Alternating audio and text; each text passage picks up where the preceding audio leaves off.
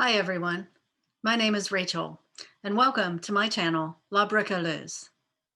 Today I'm going to talk about how I recycled straw braid from vintage hats to create this reproduction of a Regency bonnet. I started this bonnet in the fall of 2020. I was teaching a millinery class online, and because our theater was closed, I was working from home. I wanted a hat project I could work on in my home studio stream and would be interesting for my students and other guests to observe. The inspiration for this hat started with a vintage hat in spiral straw that had been damaged and crushed. I unspiraled the straw braid past that damage, but retained this beautiful open-work medallion on the tip, intending to repurpose it in a future hat project. I had several hanks of half-inch wide, natural straw braid that I thought might combine well with the open-work medallion to create a Regency bonnet hat style. I found an image of a spiral straw bonnet from the period and printed it out to take measurements and do calculations to determine the proportions so that my bonnet would accurately replicate the shape of the original. Because I intended to use my salvaged openwork medallion for the tip of this bonnet's crown, that diameter was the stable measurement upon which all other proportions were calculated. I planned to stitch as much of this bonnet by machine as possible, but I'm working from my home studio on a domestic machine, not a straw stitching machine. And the diameter determined by that medallion made this crown so narrow that I stitched most of these rows by hand.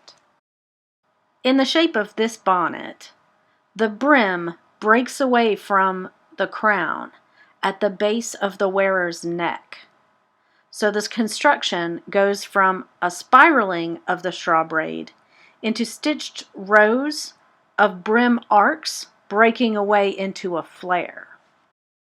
As the bonnet began to take shape, I considered how I could incorporate more of the braid salvaged from the medallion hat into the bonnet's construction. This was a challenge because the braid used for the majority of the bonnet structure is made from a coarse straw and over 1/2 inch wide.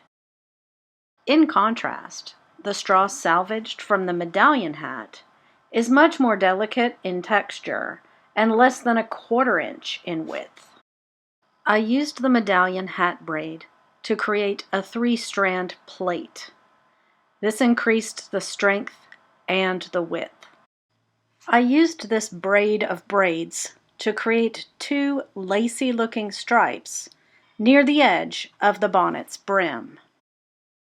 In this close-up of the brim interior, you can see the subtle difference of those 2 stripes in both value and texture created by the 3-strand plait. Once the bonnet shape was complete, I stabilized the perimeter edges with millinery wire. After I stitched the wire on, I used the 1/2 inch braid to cover it and clean finish the edges. Here you can see how the 2 different types of braid create a striking effect when backlit by the sun. I didn't want to overwhelm this graceful shape with too much trim and wild colors, so I decided to use a vintage silk ribbon and a flower made from the same straw braids as the bonnet itself.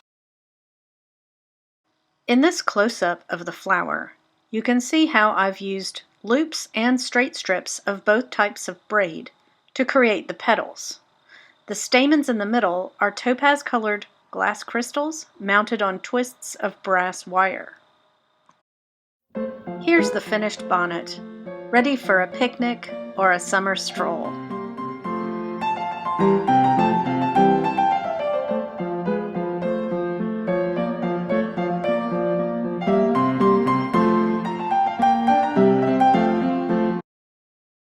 If you like this video, give it a thumbs up.